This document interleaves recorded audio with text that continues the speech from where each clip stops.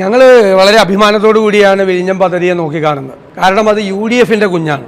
ഉമ്മൻചാണ്ടി എന്നുള്ള മുഖ്യമന്ത്രിയുടെ നിശ്ചയദാർഢ്യത്തിന്റെ വിജയമാണ് നാളെ അവിടെ കപ്പലെടുക്കുമ്പോൾ കേരളത്തിലെ ജനങ്ങൾ നോക്കിക്കാണുന്നത്. അന്ന് പാർട്ടി സെക്രട്ടറി ആയിരുന്ന പിണറായി വിജയൻ ഇന്ന് മുഖ്യമന്ത്രിയാണ്. അന്ന് അദ്ദേഹം പറഞ്ഞത് ഇത് 6000 കോടി രൂപയുടെ റിയൽ എസ്റ്റേറ്റ് ഇടപാടാണെന്നാണ് എന്ന് പറയും. ഇപ്പൊ റിയൽ എസ്റ്റേറ്റ് ആണോ അവിടെ നടക്കുന്നത്? ആണോ? അന്ന് ആ മനുഷ്യൻ പറഞ്ഞു ആരെന്ത് പറഞ്ഞാലും എന്ത് ചെയ്താലും വിഴിഞ്ഞം പദ്ധതി യാഥാർത്ഥ്യമാക്കും എന്ന് പറഞ്ഞ മുഖ്യമന്ത്രിയായിരുന്നു ഉമ്മൻചാണ്ടി. സംസ്ഥാനത്തിന്റെ താല്പര്യങ്ങൾ സംരക്ഷിച്ചുകൊണ്ട് ഈ വിഴിഞ്ഞം തുറമുഖ പദ്ധതി നടപ്പിലാക്കിയിരിക്കും, യാതൊരു സംശയവും വേണ്ട.